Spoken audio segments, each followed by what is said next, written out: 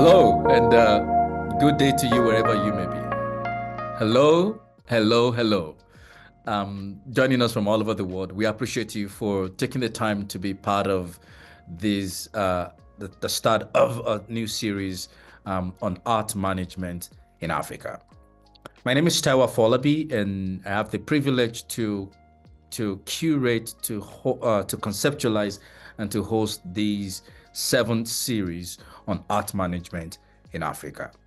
I'd like to say that I'm dialing in from the territories of the Anishinaabeg, Dakota, Lakota, and Nakota, and the homeland of Mischief Nations on 34 in a city called Regina, Saskatchewan, in Canada.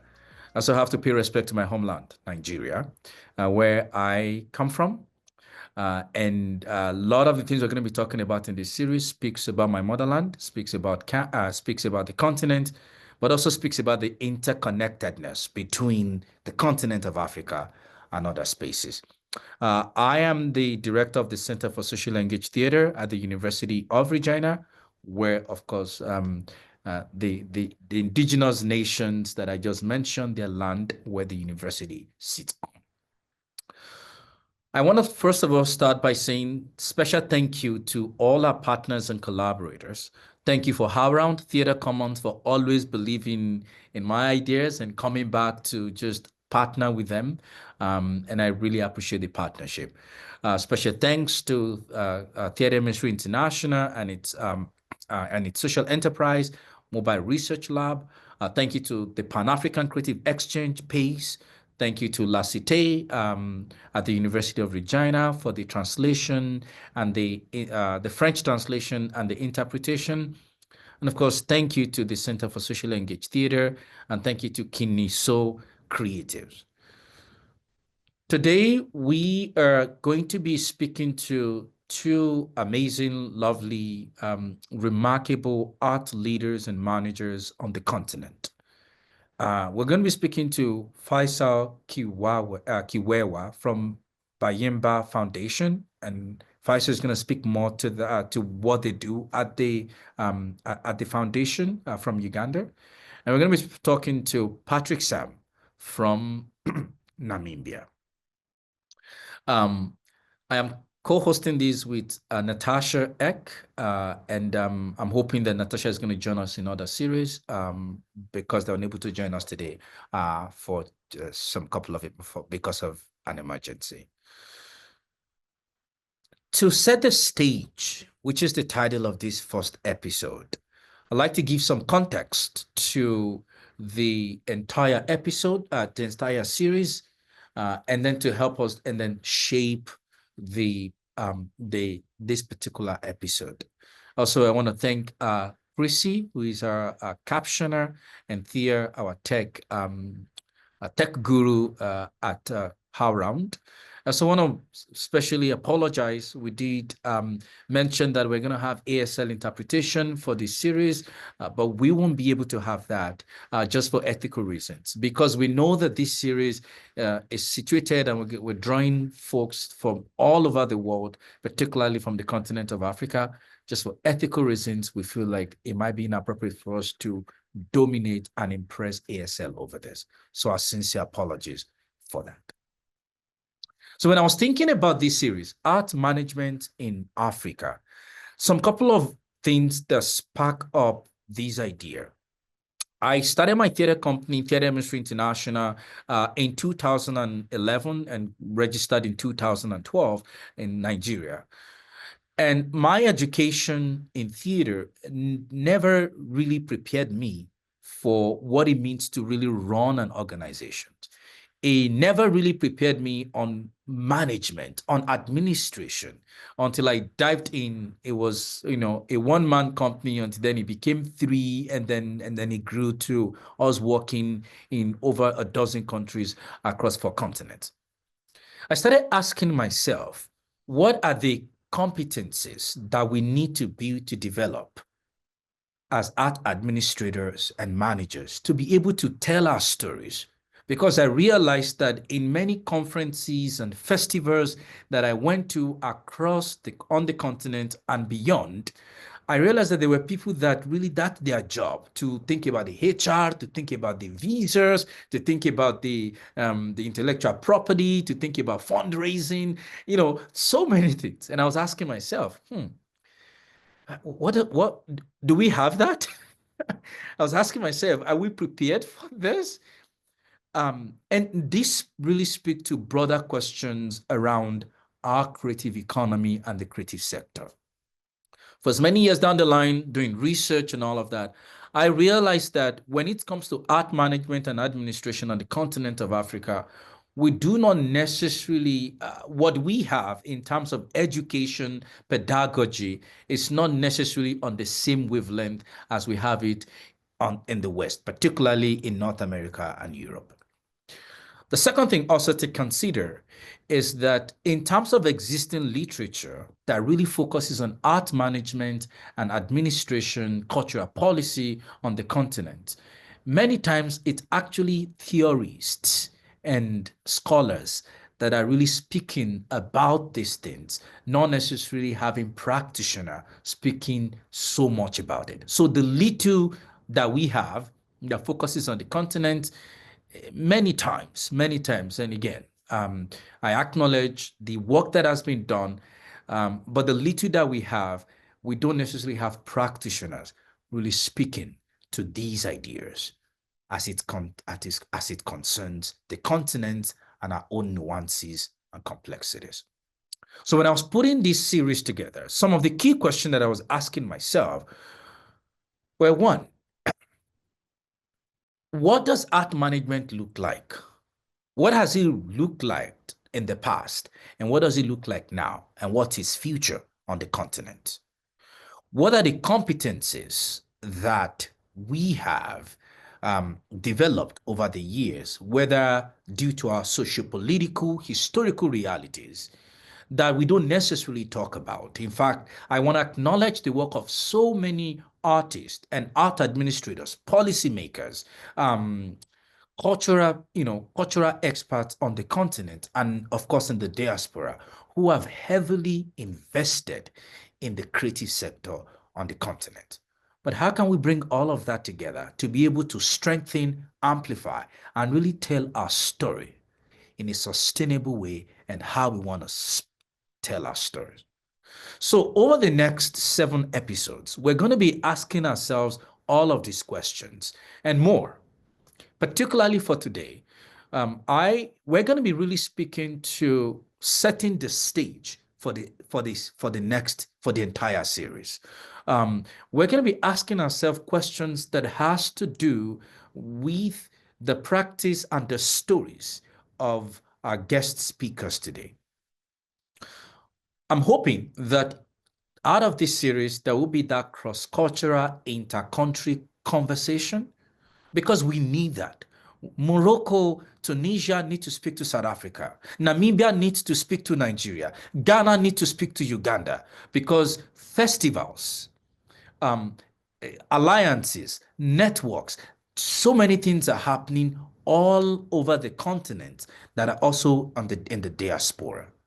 So the 14 dynamic art leaders that we have on this episode are really coming to share their stories, to share their journey, and to offer us some thoughts that I'm hoping that emerging artist or art administrator who may necessarily didn't go to school to learn the art, or the art, to learn it within the 4 walls of the university or college, can actually believe in what they are doing, that it's valid. Because a lot of the times, we think validity has to come from the 4 walls. We forget many times that our own way of engaging and knowing on the continent is really by doing, by the internship, by the mentorship, by the apprenticing, and all of those things. That's the first thing. We want to share those stories. 2 is that I'm hoping that there can be that dialogue among practitioners to add to the existing conversations that some practitioners, some cultural experts, and some scholars have been offering us. That we can actually speak that story by ourselves rather than somebody writing for us or on behalf of us. And then finally, I hope that we can continue to make those connections. And Patrick and I met many years ago, and we've been staying in touch. I've met with Fraser. I think that these are opportunities to be able to connect and know what are the things that are happening, exchange tips, talk about different possibilities, and even collaborate and partner together. So without further ado, I'd like to bring into this conversation Faisal Kiwewa from Bayimba Foundation and Patrick Sam from from Namibia. So the first question I'd like to ask them is really just for them to introduce themselves. Intentionally, I didn't introduce them because they wear so many hats. As you would see, that's the life of an artist, of an art administrator and manager on the continent and across the world. So I want to start with Fraser. Do you want to introduce yourself and position yourself? And after that, we pass it to Patrick. And after that, I'll get on to asking my first question. So over to you, Fraser. And thank you for joining us today. Thank you so much, Taiwo, and thank you so much for the opportunity, and great to meet you, Patrick, as well. It's a great opportunity to join in on the arts management on African Focus series, and kind of privileged to be championing this new series for the first episode. My name is Faisal Kiwewa. I am from Uganda. I was born and raised in the country. And I work with the Bayimba Foundation, which is an organization I started in 2006. And since then, I've been, working alongside a team of other enthusiastic staff and, partners and strategists and well-wishers, but also a community of people that have really supported the organization to achieve what it has done so far today. We've been in the business for all this time, and we are grateful for the work that we've done and the partnerships that we've had, but also the vision that we are holding on to that we hope to achieve in the long term. So yeah, thank you so much, and look forward to the conversation. Thank you so much, Faisal. Patrick? Yes, everybody. Thank you very much, Teo, also for the platform. I think it takes this level of initiative to, I think, put an action that changes the narrative. So I think this work speaks to what needs to be done and how do we need to respond to the existing gaps. But my name is Patrick Sam. I am from Namibia. Unlike many people, I am older than my country.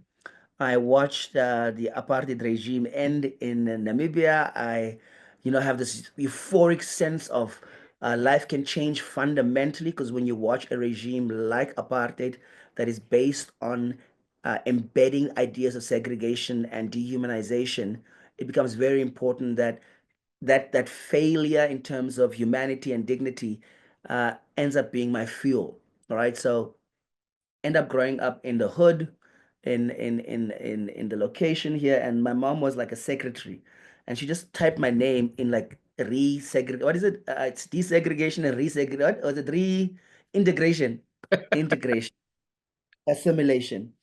Right. So my name gets typed on. I go to one of the best public schools in the country, but I'm still living in the hood. So Namibia is, I think, one of the top 3 most unequal societies in the world, which means the gap between rich and poor, particularly my people from my mom and dad's side were genocided by, the German Reich in 1904, 1908, the first genocide of the 20th century, and kind of the long implications of what this means for one's spirit, what it means for one's access and opportunity.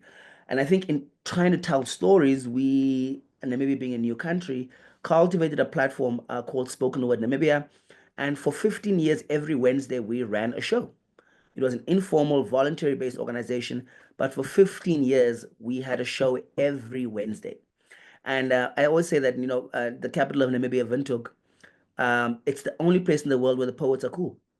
you know, like if you go look at the traces, it's the singers were poets, the writers were first poets, the rappers were first poets, right? So where poetry in itself seems on the periphery in many places, we through the spoken word movement were able to have a place where people can come together and articulate their expression. I think there's freedom in your ability to articulate expression. And then obviously through that, the comedy movement got started, right? So we had Free Your Mind, and then they followed the same model. So instead of every first Wednesday, they went every first Thursday, all right? And then of the month, and then from there, another movement started called Song Night, which starts it's the last Wednesday of the month. So the week before, so and they kind of follow the spoken word model for many years. And so that was the birthplace of like wanting a place where there's expression. And then the comedians thinking that it's a joke when they saw an ad in the newspaper to say, can you apply to the Art Council towards shaping what public investment is within the art sector? And so then I ended up applying. I ended up being the chairperson for 7 years. I get elected onto the International Federation to chair the African chapter. So about 13 countries. Through this, we're able to really shape the cultural agenda at a global level in ensuring that public cultural institutions end up being public facing rather than member facing, and what the implications of that are in terms of the amplification of not just culture, but cultural diversity. I think because, there can be like cultural supremacy. And I think we sometimes use the word loose-endedly. We don't realize it's like the ocean, it can drown us or it can quench us. So I think it's important to understand the duality in terms of the natural elements. So yeah, I'm that guy from the hood. I had the opportunity to live in America, in Europe. I studied international and transcultural studies, but essentially I'm a practitioner, I'm a storyteller that then became a policymaker because I knew that the seed needs soil. And Taya, I hope we talk about that understanding of the difference between you, the seed, the talent, the recognition for that, and the soil that it requires, and whose role and responsibility is to ensure that the soil and the seed end up being fruitful so that we can eat the fruits and be wholehearted and be cultured and all of those nice things that are the effects of ensuring that the industry is at the forefront. But thanks, Patrick. Full of a lot of imageries, metaphors. I mean, you're a poet, right? Thanks for thinking of setting us on the move here, because you sort of give us a historical, socio-political, cultural connection to the motherland. Each country is different, but we have different alignment. Nigeria has its own history of colonization, and of course, 1960 we had our independence. Are we still really independent? That's always a question on the continent. Of course, Uganda, you have your own, and the civil war and all of that.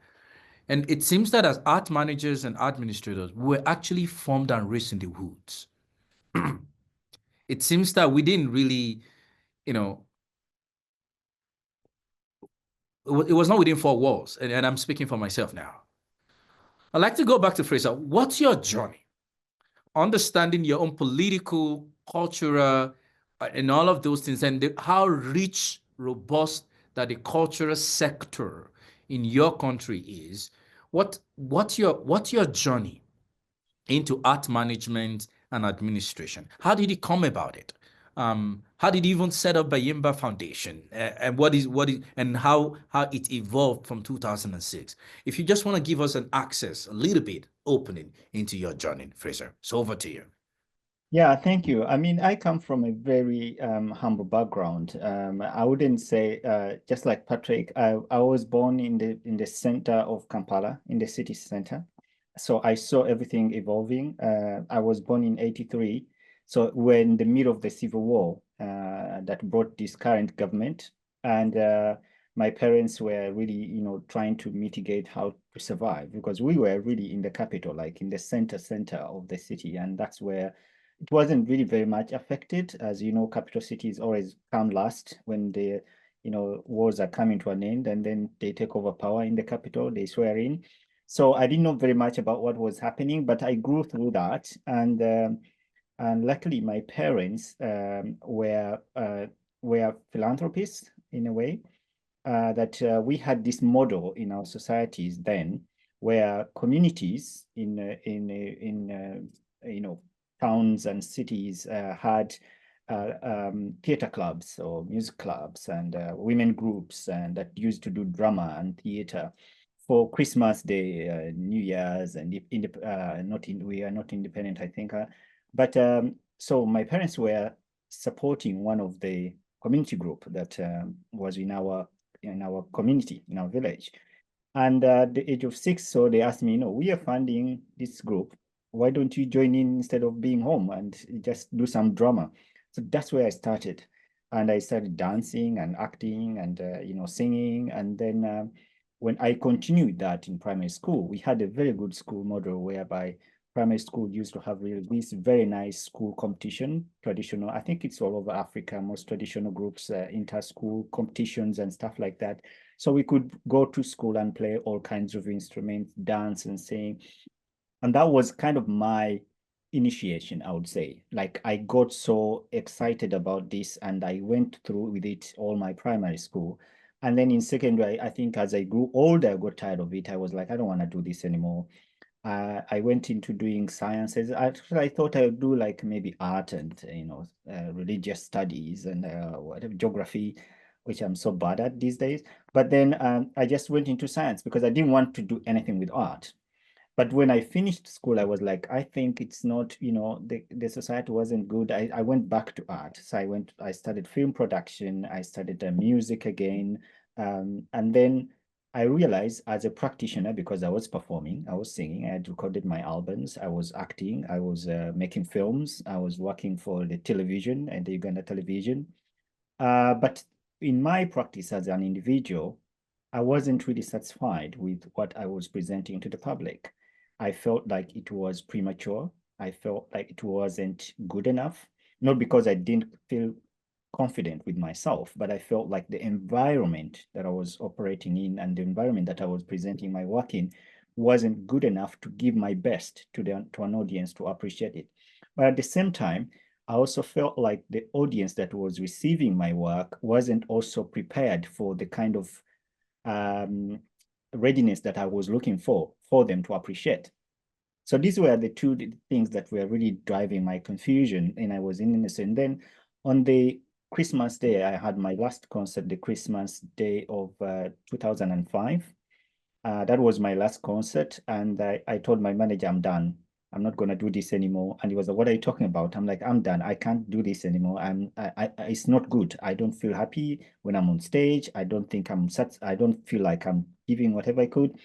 So I went into a process of rethinking and saying, what am I gonna do? I wanted to look for a job. And I never wanted to work for anyone. That was something I promised myself since I was a kid. I'll never ask for a job. So I wanted to do something that was able to kind of fit into or close that gap that I was feeling.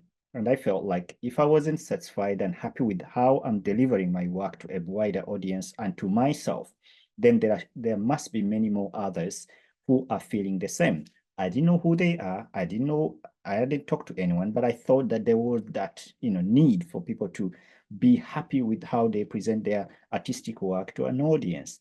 And that's how the foundation of Bayimba started. It really came in to create that gap or to cover that gap of working towards a vibrant art sector that is really going to be professional, viable, sustainable, and contributing to not just the happiness, but also the livelihoods, because we are in a very difficult economy and it has changed a little bit, but not that much. I thought that, having professional artists, which I think it's true, gives people a much more easier way of improving on their livelihoods and also bringing art to a better place in society.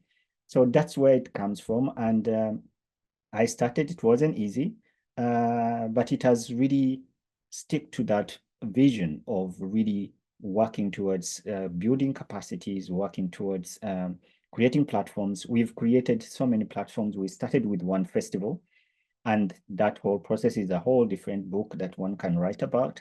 But starting with one festival was also a realization that if we are going to run a festival that runs for a week, it's not going to be easy when there is no content. So we immediately started investing in content. And I didn't know anything about arts management, to be honest. I had never heard of the word arts management. And I didn't even know what I was doing, actually, because I didn't study it anywhere. I didn't know about it. I was just an artist who was, passionate, enthusiastic, and kind of crazy enough to just say, I'm going to start a foundation and organize a festival. So I never organized a festival. I had never attended one. I just said, I'm going to do it. And that's how it started.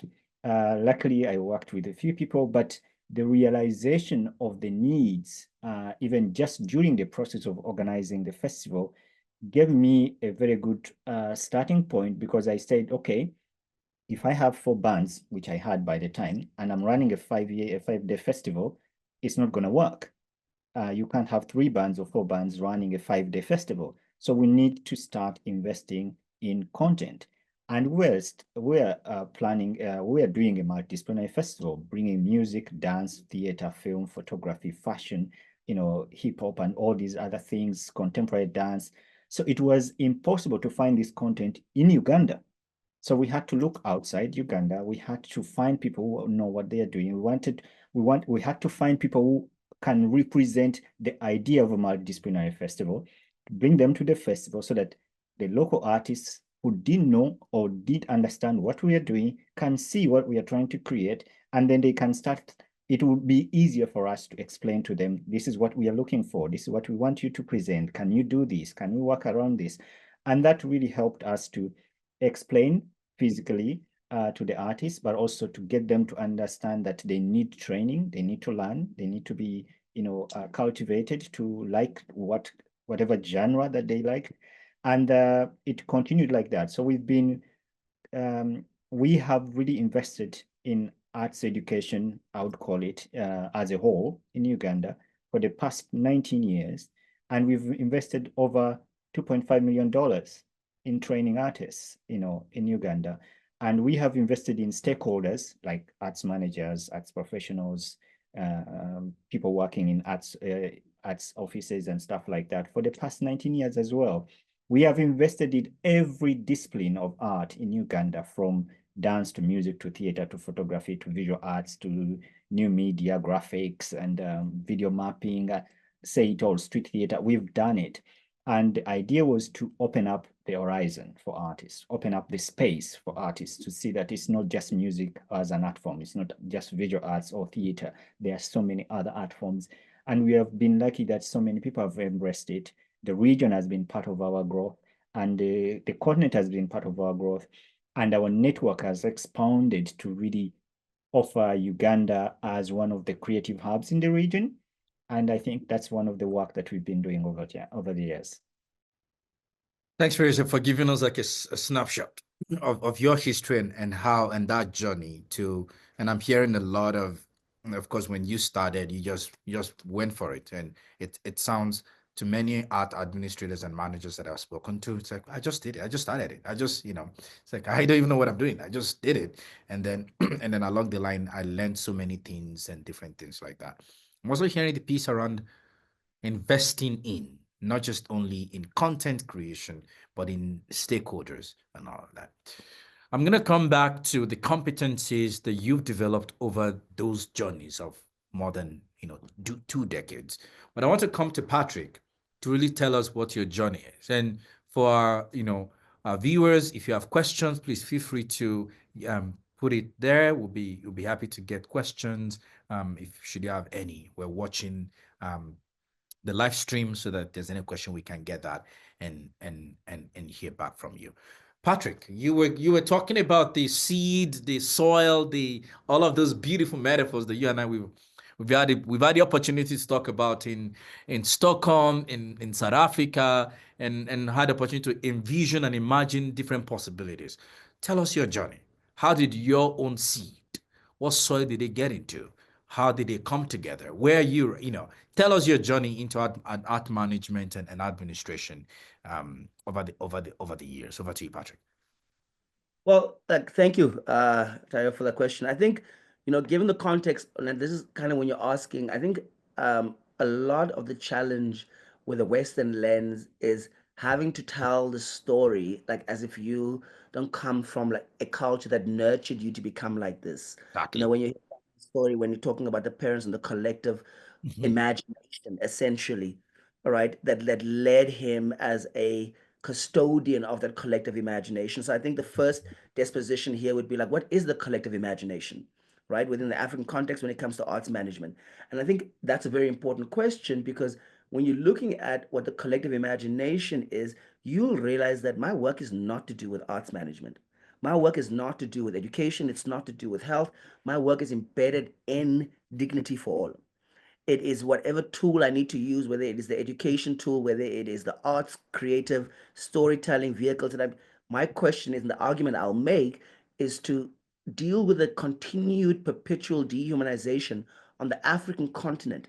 I will make the argument that arts, culture, and heritage are almost an antidote towards that dehumanization, right? So the question not just is like, is the African narrative, are Africans, are the African people, are they countries, are they leaders, are they human? Because the issue of dignity is directly attached to the idea of being human, right? And so I think it's important when it comes to storytelling, identity, nation building, collective imaginations, all of this, that it's embedded in the issue of dignity. And then I'll make the argument and say, I believe for Africans to bridge that deficit of dignity that a lot of people have felt on the country for various reasons because we get assimilated into a political agenda that is not from here, right? So even if the fact that like in the Southern African context, we don't ever call it art management. We call it art, culture, and heritage management. Because the truth is, in Canada, in America, that's also being done. But then you tell everybody else it's just art. But then there's issues around your statues being removed or not, and whatever a value system that they represent, right? It is culture for you to go to museums with stolen artifacts, right? Like it's just the way that you go about things.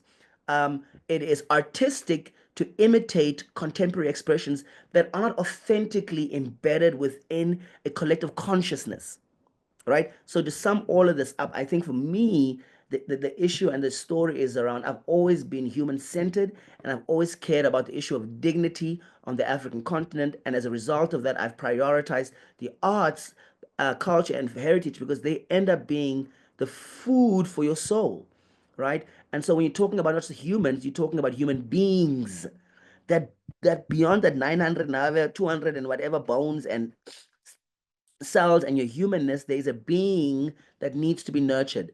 Now, in how we spend our lives and how we get nurtured, fundamentally, if we have human dignity, we will not be devoid of the arts. We will not be devoid of culture. We will not be devoid of our heritage. So, to answer the question of what is the status of arts management, it'll be the exact replica of the status of dignity in each country. The more art is visible, the more culture is available, the more dignity the people have in that country. So that for me, it is art is just almost like a screen, like a smoke screen to really identify issues around dignity and saying that all people who are dignified have access to expressions. They have access to various types of expressions. They're able to come together in community. They are resourced well. Their projects are enabled at a legislation level, at a policy level, at an institutional level, right? So my difficulty is dissociating the issue of the status of art management from the issue of the status of dignity for Africans. Mm, interesting. And rightly said, Patrick. I do, yes, the art mirrors, the society. It refracts, it reflects. Your own journey. What's your journey to art administration and management? How did you start it? I'd love to hear your story, Patrick. Like, Yeah. No, let's humanize it.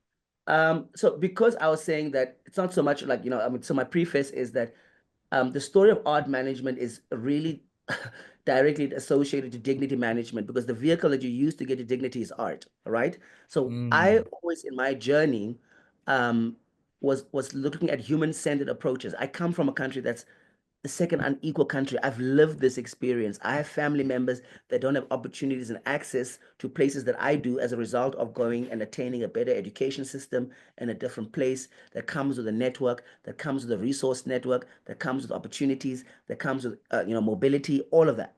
So I started as an after-school program, right? So my thing was I came from the hood. One thing I had was education saved me, and it was kind of weird. This grade 10 exam that like at my school, we don't like you can be half drunk writing these exams, you'll still pass. But on the opposite side in the hood, it's like you almost get like a PhD for passing these grade 10 exams. So I was like, what? This thing that was so easy for us to pass uptown, why is it so difficult here? And why does it end up being a gatekeeper for so many young people in this particular area? Right. So my journey starts in education, after school programming. It starts with sports development. And so I think because a lot more money was invested into those things structurally and systemically in the early phases of Namibia's development, people are more likely to give money to sports. They're more likely to give money to education. So that's where I learned a lot of the management skills, right? Like how do you do program design? How do you monitor and evaluate? How do you implement? How do you do things cost effectively? How do you process optimize? How do you leverage on relationships? How do you fundraise? So really the ecosystem. And this is getting back to the point, what you're asking the seed and the soil is I think in order to develop an ecosystem that works for the creatives, we might have to skill borrow, competency borrow, if we have a very linear way of looking at it.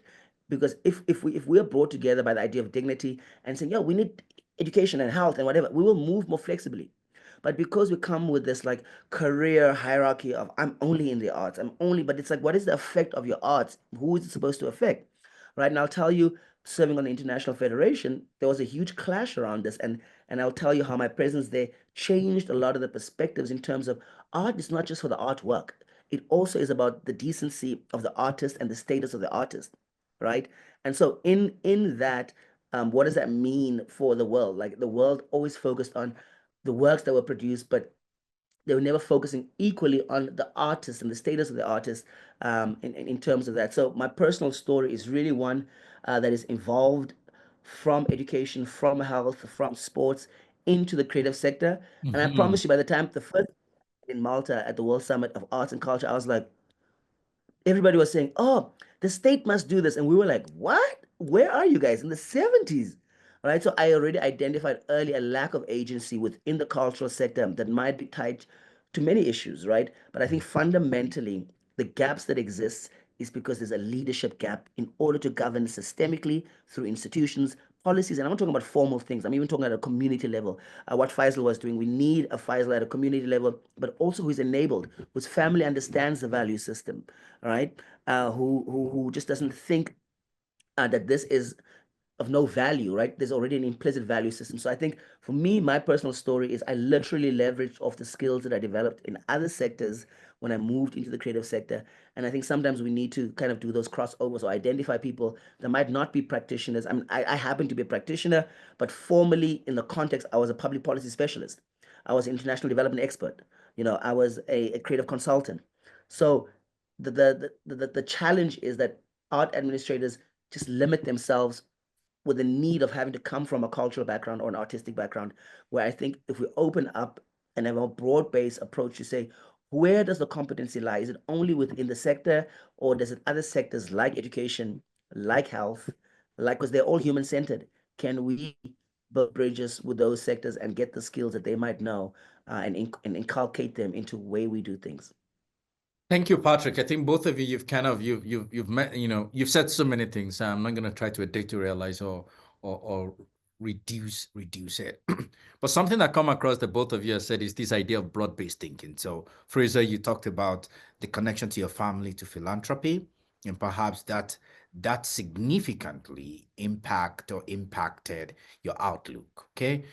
Patrick, you also mentioned you're leveraging different sectors, equal or other sectors, other disciplines, and bringing competencies, whether it's from human resources, marketing, policy, and all of that. And you then brought all of that into what you're doing within the creative sector. This kind of leads me to the second question, or our next question rather. I think I've asked you more than one question by now, hopefully. I want to come to Fraser. In the past over 2 decades that you've been doing this, what are the competences that you have developed. And, I started by saying that at our preliminary talk, one of the things I mentioned is that your stories are important. And how you got there is also important, especially for many emerging or even established artists who are interested, or they are doing this already, but they don't have a name for it. And it's like, do I, am I doing this right? I remember when I started theater industry many years ago, it's like, I have no idea what I'm doing, but I believe in what I'm doing. Okay. you know, I was doing everything I was doing in Ife. Ife is like 4 hour city from Lagos. Like I was not, Lagos is the center. Like Fraser, it sounds like you were in the center in Kampala. For me, I was not at the center. I was literally in a city that was far away. But you know what? Even though I may not necessarily know what I was doing. I'm just gonna do it. I believed in what I'm doing. And I think that that's the power of the stories that you're sharing. Somebody somewhere there in Ife or in that local place in Uganda is doing what you're doing, but they don't necessarily hear stories of people that have done something similar and how they started. And that's why that story is important. Our stories are critical. What competencies have you built over the years, whether you had them before, whether you built them along the way, that has helped you in what you're doing? Um, So, yeah, thank you. I think I wouldn't. I mean, I'm still learning. of I'm course, still learning, and I get bored very easily. So I find myself creating new things all the time, of just course. to keep me busy, and then I keep on adding on to also challenging my colleagues, because one of the things I've learned over time is that in our line of business, especially if you're an arts manager who has an operating office with a scheduled calendar of events and activities, your staff get bored very easily. And you actually have to keep them excited by something coming up, something new. So I always try to create new initiatives that are going to be, in 2, 3 years' time, that I keep my staff excited about. And then whereas they are doing their day-to-day, operations that continue on a regular basis, they are also looking forward to something just to keep them excited, motivated, that they will be facing a new challenge along the way. But I have to say, when I started, as I said, I didn't know anything, and I never attended a festival. And when I organized my first festival, and I will say this, and I've said it many times, that I organized this festival for the first time. First of all, I didn't have money, and I looked around. It took me a year to raise money, but I didn't find it. And lastly, I was really, fundamentally supported by my family, and on a loan basis. I took a loan from the family that I'm going to do this. And I had anticipated I'm going to make money. We had never had a festival, and I was looking at it. I was like, it's going to work. It's going to have, I'm going to get this money back. So I borrowed like 60,000 euros, and I had 60 people coming to the festival for the 3 days that I organized, the big, the actual event. So literally, I spent 1,000 euro on every person that came to the festival, and I didn't get any single penny back. And that was one of my lessons. Like I couldn't. I mean, I was happy. And at the end of it, but at the same time, I was like, I think it didn't sink in up like a month after. I was like, oh my God, I have a loan to pay. And this was one first lesson. But also the other thing I learned about that is that I think I'd gone at it in a wrong way. The idea was great, the approach, the concept was good, but it wasn't thought through. And this is one of the things that I learned. And I was also dealing with so many people. I was young. One of the reasons why I didn't get sponsorship in my first festival was one of the reasons, but this is the main one. I think they couldn't trust me with the money, because they were like, I'm too young. Like, why are you asking for 500 million Uganda shillings? How old are you? Like 20, 22? Are you serious? Even, have you ever had this kind of money? So I could not actually articulate my budget. I could not articulate my vision. I needed to learn. I needed to learn how to speak. I needed to learn how to, to convince people, to get people on board, to make them understand.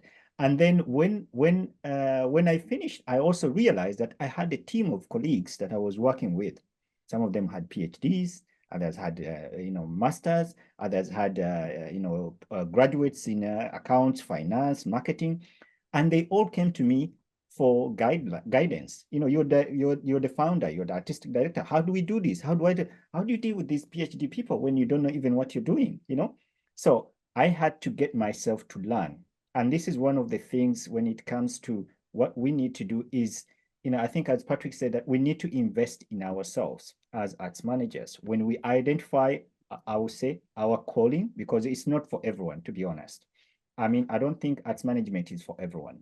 It's like being an artist, a practicing artist. It's not for everyone. So if you identify your calling, then you have to understand that you need to learn the process and how you're going to go about it. So for me, my first thing was to look out for where do I learn to do my job better. So I first signed up. My first course was in culture economics, and I studied culture economics. And I think for me, that really gave me the foundation of what it means to conceptualize. And even on, people come up with concepts like innovation or creativity or, invention or, being a product design. How do you design your festival?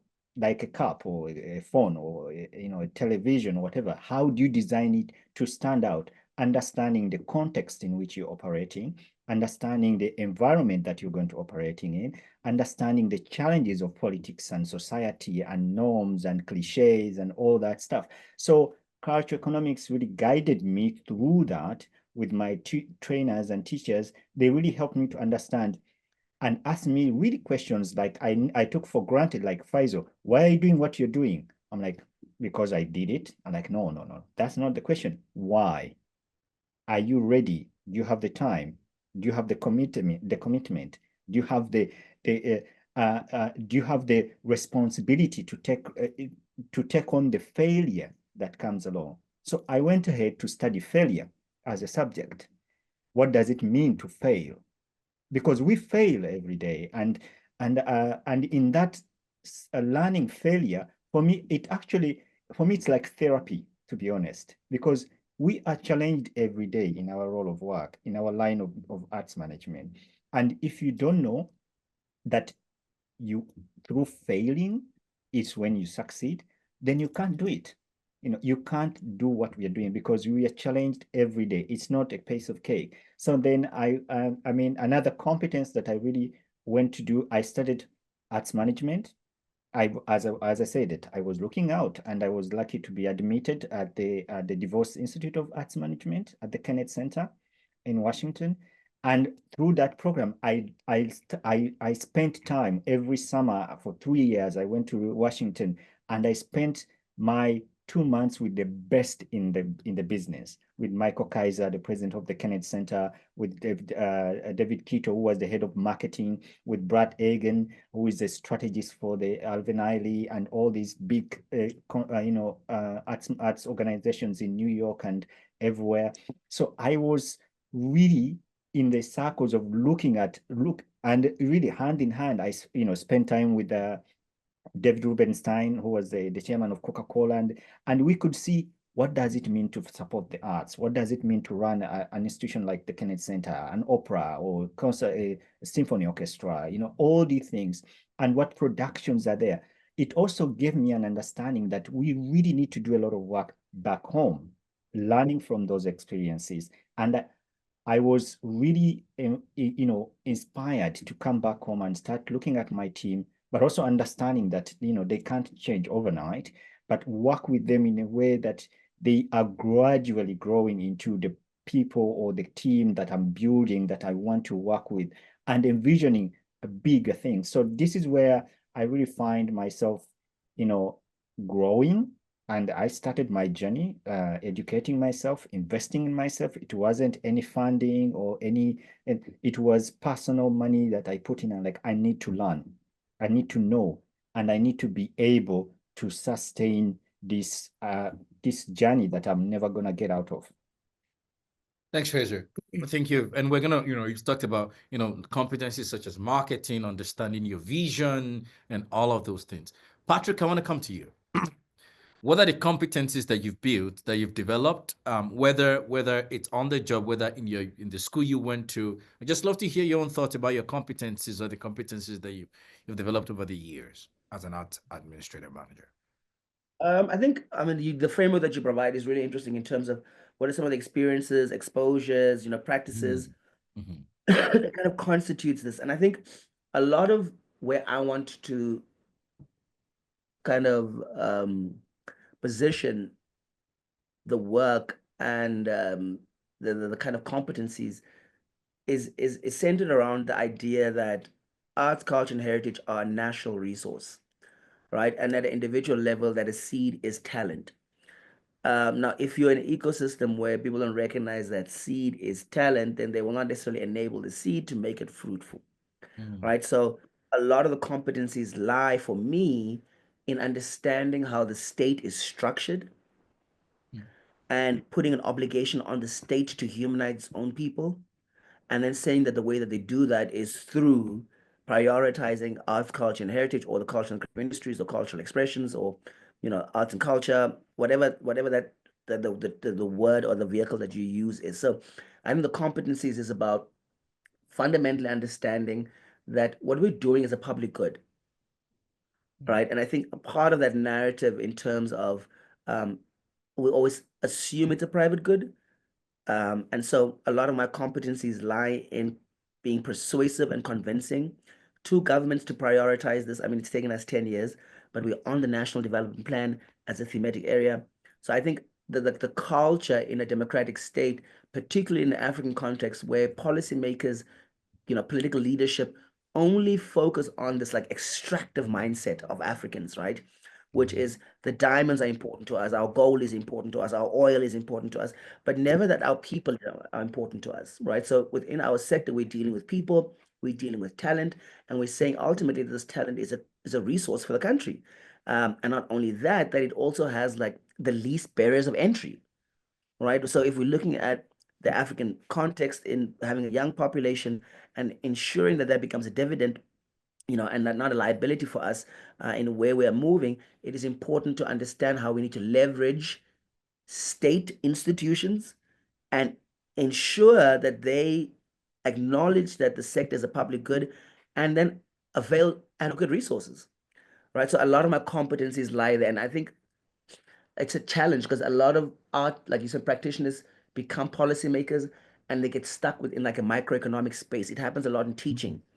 So a lot of teachers, they think of the classroom, now have to think about like, what is the financing formula for education? They're like, whoa, I don't know. I just need to know what my lesson plan is, right? So this idea of scaling knowledge at a systemic level, at a macro level, I think it's important. And when we speak about the sector within a macroeconomic context, because macroeconomics is there to ensure the well-being of people, all right? We will then look at issues around ensuring government's budget for infrastructure, ensure there's programs for education, skills development, and training in the sector, both within the formal and informal, non-formal spaces.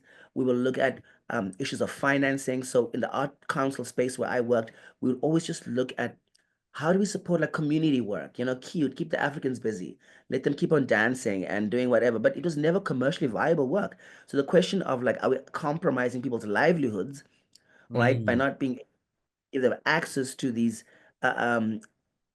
opportunities that can fundamentally change their livelihood, right, becomes an issue. So I think a lot of the competency has to be both within the micro space. So what Faisal is talking about, how organizations create an ecosystem where they can function. And I think we need art managers and advocates at a macroeconomic level that can look at what is our GDP contribution, what is the formal jobs that we contribute to. And this is kind of the expectations in any other sector.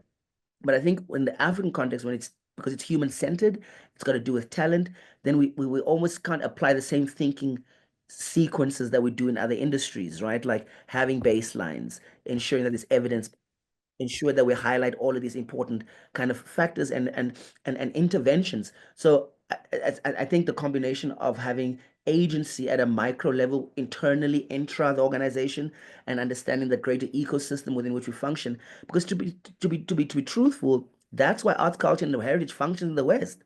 The Canadian Federal Council has $1.1 billion to give. The Art Council of England has $980 million to give. Why are they doing that if there's no ROI? Right? And in the African context, it's always like, where else has this been done? Like, there's an inferiority complex that affects decision making. They need to see it. I'm like, no, we're pioneering. They're like, what do you mean? Are we the first ones? I'm like, yes, we are the first ones. And this is how we can substantiate why we're the first ones. We've done our research, we've done our evidence. So I really think that action needs to be at all levels, and those levels include the macroeconomic space as well. And I think we need to build the confidence to know that we're valuable and we make a valuable contribution economically, socially, culturally, and consciously. And the cumulative effect of that is internalized confidence for us when we speak to people that control the wallet or the budget at a public level. So I advocate for this being a public good and for people, communities strengthening their ability to ensure that the state is responsive to their needs. Patrick, this is really great. And Fraser, both of you kind of talked about the private, the personal, and the systemic, right? At those levels. And I remember in South Africa, Patrick, we were talking about, I was telling you about this idea of the creative and cultural intelligence that needs to come into existence, amplified within the continent, to be able to put research, and different things like that. I want to acknowledge that both of you have had privileges. Okay, I just want to put that on the table, because that's really important. But I want both of you to think of that particular organization, Fraser, that would never have the opportunity to go to DeVos Institute of Management.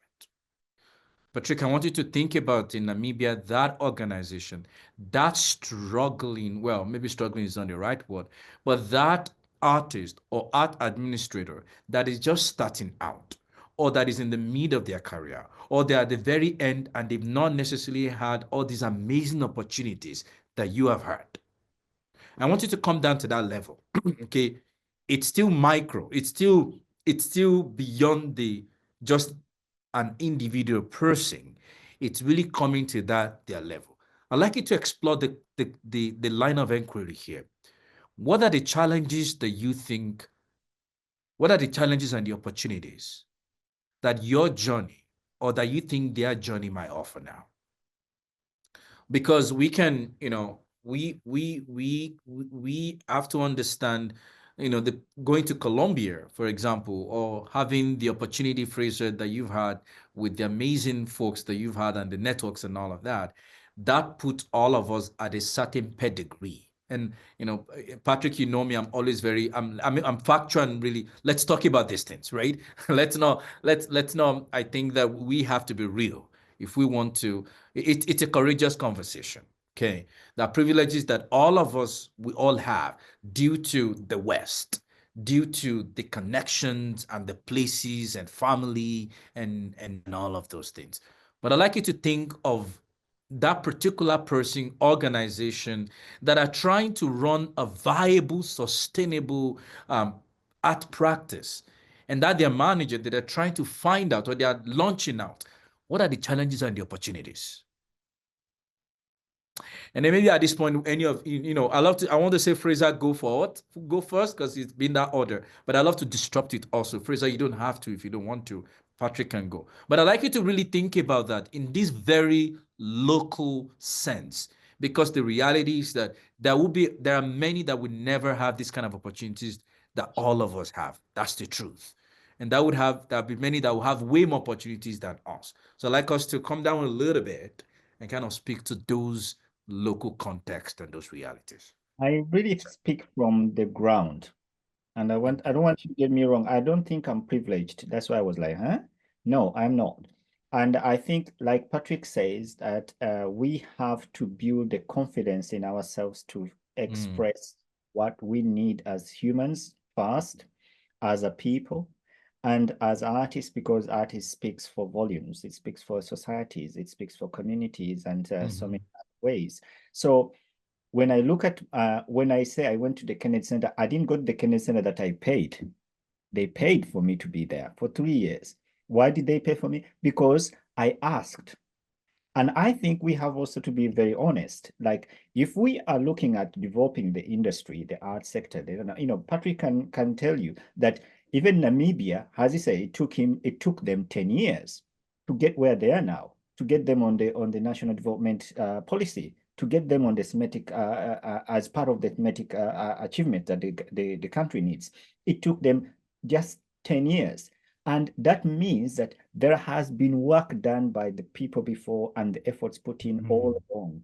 And this has been Patrick's effort being part of international conversations. Some conversations cannot be achieved within our own just local communities. That's right. That's the same thing with the art. We cannot want to be part of, or we cannot want our work to level with the rest of the world, to be playing at the same ground, yet we are not part of the conversation at the global level. My being at the Kennedy Center gave me an opportunity to introduce me to a whole new network of people, the whole new difference of doing business, the whole new way of approaching my work.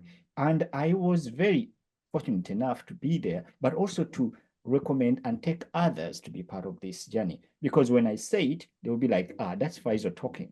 But when you take them, give them the chance also to be part of that, if it's a privilege, I would say, or not, they also realize, wait a minute, it's actually very, very relevant. So for me, I think the way we work, and as Patrick says, we really want to have the artists be feeling comfortable within the environment they work in. They are sustainable, they can have their livelihood secured. And that means that they have to have certain levels of growth in their professionalism. If I can give you an example, like, I have had artists from Namibia, from all over Africa coming to Bayimba. I have had artists from Uganda going to the rest of the world. And you realize that even the best artists you have in your country, you take them at the Kennedy Center, they'll freak out, because they don't know how this whole system works. They don't know, they're not used to, working with ear monitor. They're not used to a whole setup there. They're not used to the communication language, the engineering, the production preparations and all that stuff. They need to learn these things. And how do they learn them? By getting the knowledge from out, bringing it there. That's how collaborations and exchanges are very, very useful in our line of work. As I told you from the beginning, when I started operating as a ground person, not knowing what to do and not having enough content for so many of these disciplines that I was introducing, I had to go out and find artists who are like-minded, like Aquanaro, like, I've worked with artists from like Global Toronto. We bring these professionals to Uganda to spend a week or two. Every time we have a festival, we have two or three studios set up. For artists who have come from outside, we tell them there's an open studio. If you want to go and record something, collaborate with an artist from Uganda. And that's how our artists have managed to learn discipline, professionalism, skill, and also tap into other sounds that they have never had. We run ethno programs for folk music from all over Europe and Africa. And this is the way we have managed to get our artists and stakeholders learn some of the skills. So this interconnection, exchange, and collaboration, it doesn't matter where it comes from. It cannot be, yes, it's great. East and West and South and North Africa and Central need to work together, but it's not the only thing. Don't forget, we have a problem of geography in Africa. I can't move from Uganda to Congo. I can't move from Uganda in 5 hours to Lagos. It's not possible. But I can move from Uganda to London or to Paris in 5 hours. So there is also that problem. It's easier and cheaper for me to get an artist from Paris or Brussels than getting someone from Lagos or from Cape Town. So we also have to embrace this global idea that we want to play at the same level with the rest of the world. And we have to be part of the conversation. We have to position ourselves as equals. We have to be able to invest in our processes, and we have to be able to invest in our artists and the disciplines that we are representing. So for me, I really think the average arts manager in Uganda or in East Africa, and I think the problems of Uganda when it comes to arts management are too small than what the continent is facing. I think I would speak for the region, the East African region. The way I look at an average underground, I would say, arts manager in East Africa, I think they need to look into how do they position themselves within the region, not to look at themselves in their own community, but or in their own space or country where they're operating. Start with the region. The countries, I mean, but we don't even have boundaries because we can just move from one country to another. So let's position yourself in the region. What are you contributing to this region? How are you adding value to the artists and the arts practice in that region?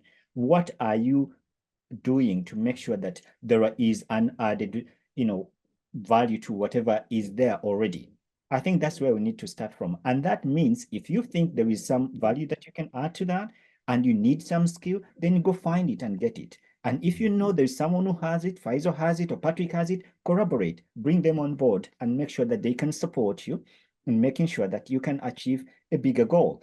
And for me, I always say that in East Africa, I always forward this idea of a shared vision. What is our goal? What is our theory of change? And like Patrick, he has been working on policy. He has been advocating. He has been looking for to make sure that there's a conducive environment. I am working. I don't deal with politics. I mean, I advocate, but I'm not interested in those conversations because it's not my bread. I'm not going to start, rubbing shoulders on cocktails because I don't know how to do it. I know how to help artists, how to support artists, how to create platforms, how to make sure. And I really find myself very happy and contented in that area. And I really focus on that. And when someone comes to me and say, oh, what do you think? Where do you think we need to invest in the art sector? I can tell them offhand because I know where music is, where dance is, where theater is, where contemporary, classical or ballet. I can say we need to put money in fashion or we need to put money in video mapping or new media, whatever, because I know I work with them all. So what I think is that we need to not look back at ourselves and say, oh my God, I live in a small community, I'm an arts manager, I look at the weather, it's not working for me. No, you need to be out there. You need to play with the big dogs. You need to understand where you belong. You have to understand your context and find support, find a network of people that are going to get you to where you want to go. Thank you, Fraser. I think you're hitting really critical points here that we're really thinking about change of mindset, growth, partnership. And I also want to preface that when I say privilege, it's not in any way to haunt the three of us to say that, yeah, we're privileged people. No, no, no, no, no. No, that's not what I mean. I hope that it didn't come across wrongly. What I was saying is that based on our experiences and all that, how does that translate to those that are in our spaces? And you've really articulated that. Patrick, I want to come to you because I think we need to end this thing in the next 5 minutes. I think we've overshoot time. My apologies. That's on me. So, Patrick, I want your thoughts, and maybe you also want to think about as we go through this series. Are there other things you think might be interesting for us to touch on? So, Patrick, in 3 minutes or 2 minutes, rather, you want to just kind of speak to that in terms of my earlier question, and in addition to some of the things that you think we might want us to think about as we walk through this series. Over to you, Patrick, quickly. Don't worry too much about the time. The introductions of the first series take up a lot of time. I was watching it was about 10, 15 minutes. So, everybody else is going to get more time as they speak throughout the series. So, a little bit of that. But I think the issue of privilege is really important to interrogate for Africans, right? So the way I define privilege is if I look at 10 Africans, how many of us have experienced what I've experienced? That's right. Right. And then I'm like, oh, I am privileged, right? That's Because right. like I'm actually part of the 0.1 in terms of exposure, in terms of experience. So I think it's important to be able to see how we are privileged because I think the privilege is an ingredient for the success. That's true. Right. Yeah. All right. Like so people will not include that as like a secret ingredient, which is required. But I think when you're asked the question of like challenges and opportunities, maybe just to speak a little bit about, I think one is the spiritual acknowledgement that Africans need to re-dignify themselves because that is what they're selling. They're selling who they are. Culture is the way we live or the expression of the way we live. And that, for instance, a lot of the times in the beginning when you, Tayo, and Faz will say, I didn't know. I'm like, come on, guys. You didn't know about heritage craft. You might have inherited this through your DNA. And therefore, in your understanding of just knowing, it could have been limited because you're not acknowledging how this has been transcended. I think Faisal did a better job in talking about family, where it's positioned.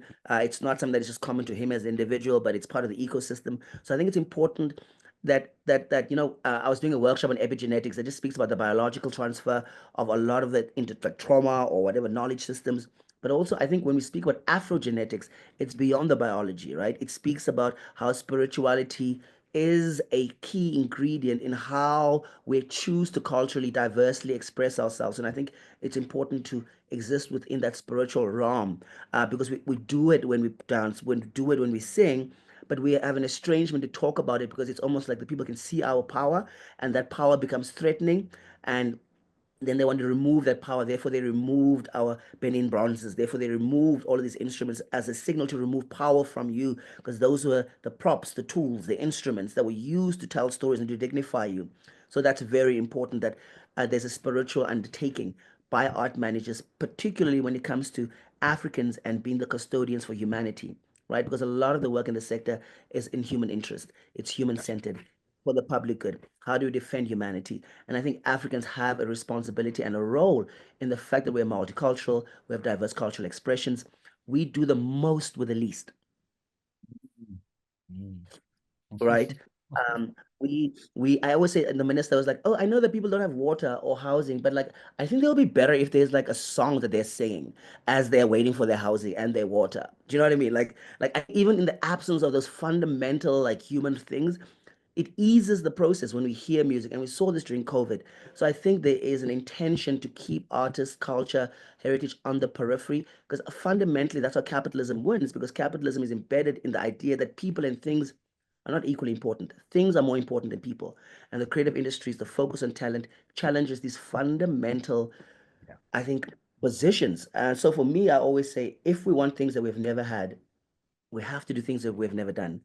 All right. And I think that's exactly what you are doing, Tayo. If you want greater synergy, a greater, relationship between diaspora and the people on the continent, more effective processes, optimized to kind of enable people to see whose role and responsibilities when it comes to the soil. Because we know for a fact that a good seed that is planted in bad soil doesn't grow, but a bad seed that's planted in good soil grows. And I think the question we need to answer about Africa is the soil of art management. I think there's a lot of talented seeds. We've seen them, some of them grow in concrete, they're just flourishing. But I think epistemology is important here to say what is the birthplace from which we are working, and I think a lot of that's got to do with our heritage craft, which we can make into policies, into legislation, and like what Faisal is saying, into our own agency. Create your own organizations in our own reality that doesn't wait for governments and response. My point is there's no panacea in terms of one intervention. We need to look at all of these interventions at all the levels. So I always say all actions at all levels at all times. And in conclusion, I think Singapore might have an interesting story for us. When they look at their sector, arts management, they ask themselves three questions. They say, is the work that we do inspiring? Is it inspiring, the work we commission to the country, to the people, to the world? Is it inspiring? I think that's very important because inspiration humanizes people. Two, does the work connect communities? So the verb goes from inspiring to connecting, right? And then the last one is, does it position Singapore globally or nationally? So if in an African context, we ask those three questions, is our work inspiring as Africans? Do we connect as Africans? Do we position Africa regionally and globally? I think we'll create a value chain within the African culture and creative industries that'll propel this issue of dignity for all within the continent. Patrick, this is great. Thank you so much. This is Fraser. Thank you so much. And I know that Fraser and I were connecting at some point to actually have our strategic session in terms of what can we do more. I think that what both of you have talked about is I'm hearing not just only personal growth, but that growth starts with disrupting the narratives we have been told about ourselves. It involves really disrupting that.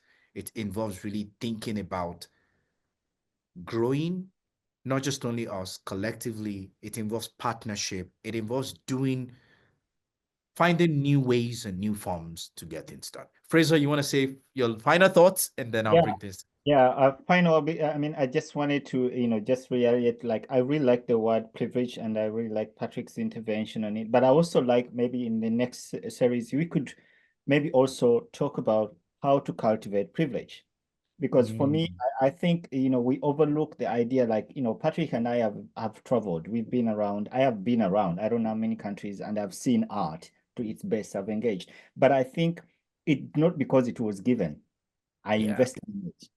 And that's why it has been, and how do we how do we inspire these young people that don't have water, that don't have, things that they're trying to build a culture of, appreciation and development, that they can also understand the value of cultivating privilege, I think. And also maybe the last thing would be, like, coming from the ground, one of the biggest challenge that we are having on the continent as a whole is space, and it has really ruined our sustainability as institutions and as cultural practitioners. Space is a very big issue. How do we start investing in spaces? How do we look at investing in systems? It's not just space, but also the systems, and then the skills of the people that are going to be able to operate and run those spaces. So those are the things that I would like to add to your future episodes that you're engaging in. Thank you. This is great. Thank you so much for taking the time to chat with me today. Of course, Patrick we're connecting a lot. So, and Fraser, I'm gonna be in connection with you. That one thing about me is once you get to know me, I get to rub you into whatever I'm doing. Because I think what both of you have said is really fantastic, and the reality is that I think there is a collective vision. Fraser, you were talking about that shared vision, and I think that there's something here. I want to sincerely thank both of you for taking the time and the amazing work that you're doing across your networks. Thank you for how you're cultivating your privileges to be able to build and raise a new, others. I also want to really acknowledge all of our partners who have, been with us all throughout. Thanks to HowlRound Theatre Commons for always believing in this vision to really share knowledge openly, and thanks to the Center for Social Engaged Theatre. And I want to special shout out to Tara Eldred, who are sort of being the one kind of doing all the emails and all of that. Most of the time, those are invisible, that as administrators, we have to recognize those invisible labors. I also want to thank Theatre Mission International and Mobile Research Lab, that's my theater company, and the kind of work that we're doing across the continent and beyond. We've worked in over 21 countries across 5 continents. I can't believe it. And I'm really humbled to be able to work with them and all others partners. And thanks to PACE, thank you to La Cité. We're going to have the French translation interpretation for episode 3 and 5 as a way to really break those language barriers. And of course, thanks to Keninso Creatives, who were sort of supporters in networking and all of that. So with that, I want to say thank you for being here. We look forward to seeing you in our next episode. Again, thank you to Fraser and Patrick. And then this is Taiwa Folabi signing out. Bye, everyone.